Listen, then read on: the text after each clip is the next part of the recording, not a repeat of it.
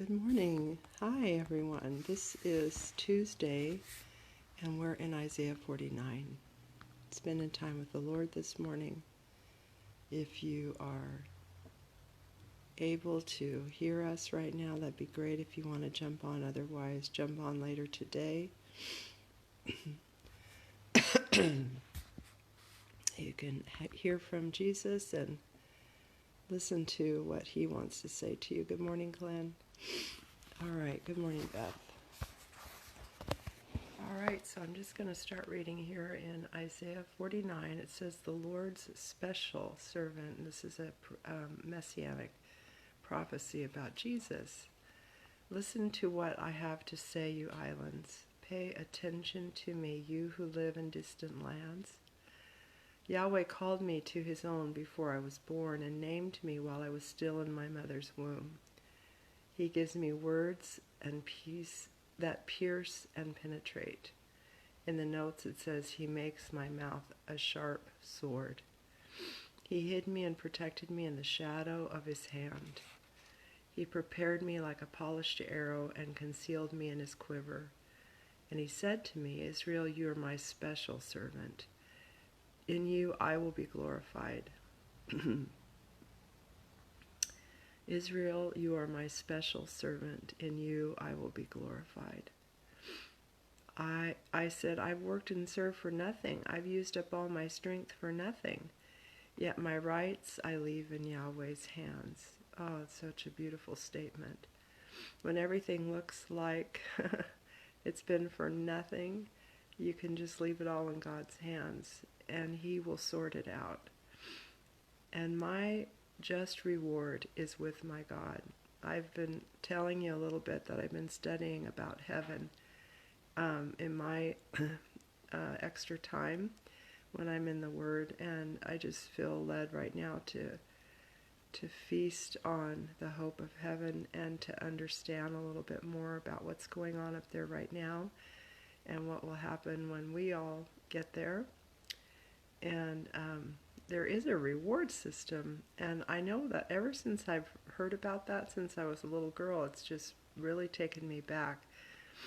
But it's true that there's something about what we do and the intentions of our heart and what God sees and how we spend our days that somehow rack up some kind of a reward in heaven that he is generously and lovingly giving to us as his sons and daughters. And I think about what will be that, have you ever had a surprise party? What will be that big surprise when we get there, other than, most importantly, seeing Jesus face to face and getting to be held by him and loved on by him, and just getting upgrades in our understanding and wisdom and just knowledge and just, on and on. I can't wait.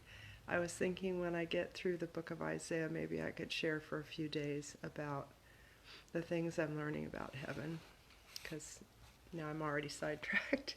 Anyway, just keep that in mind. There's a reward for you.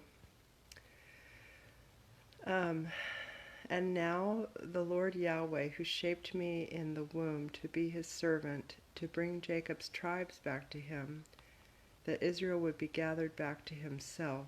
For I am honored in the sight of Yahweh.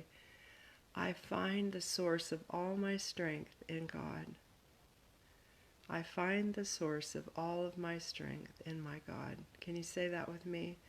I find the source of all my strength in my God. Who says, "Is it too small a thing for you, my servant, to restore greatness to Jacob's tribes and the survivors of Israel?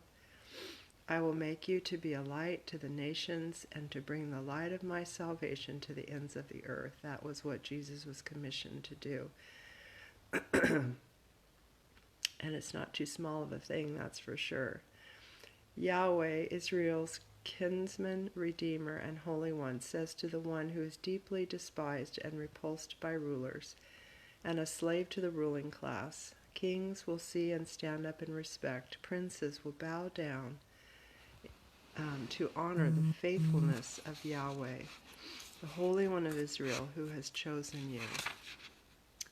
Okay, so this is another really long chapter, so we're going to stop there at verse 8 and just want to bring out today that today the Lord is saying that He will be the source of all of your strength, and that you also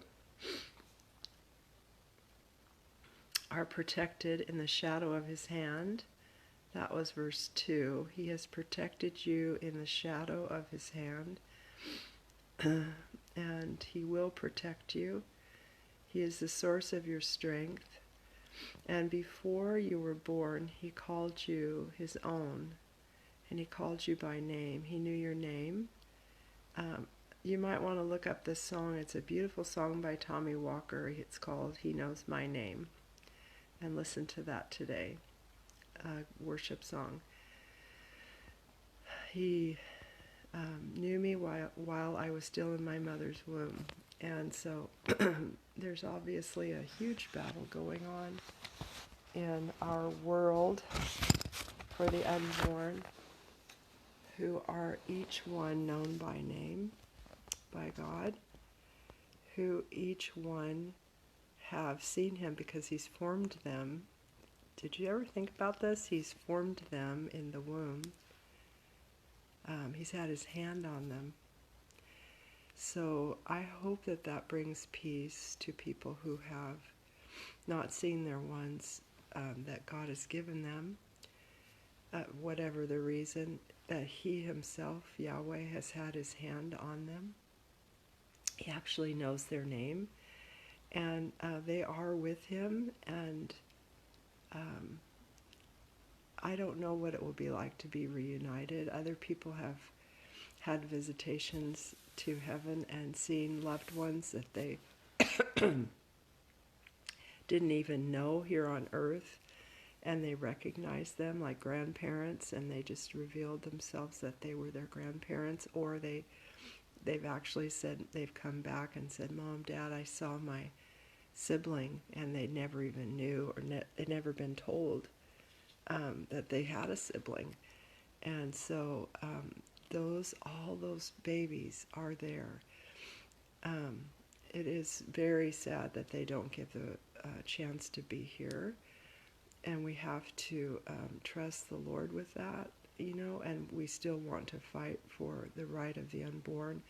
But I'm also talking about little ones who have not made it full term in their mom's womb, and have been kind of reclaimed by the Father into the heavenly realm. And it's been not been my experience, but I know that many people have experienced this kind of loss.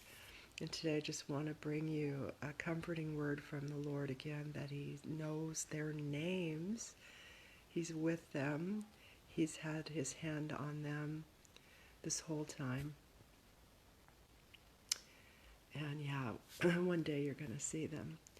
So, oh yes, Beth. Hi, oh, 6. Yeah, so it's real, and it happens. It's part of, for Beth, it's part of your story, and part of where you know Jesus in a place that other people don't know Him, don't have that experience, but you have that life to give to other people in Him. Well, we love you. Our family is I'm having a little bit of sickness this morning and yesterday. And yeah, wanting to feel better.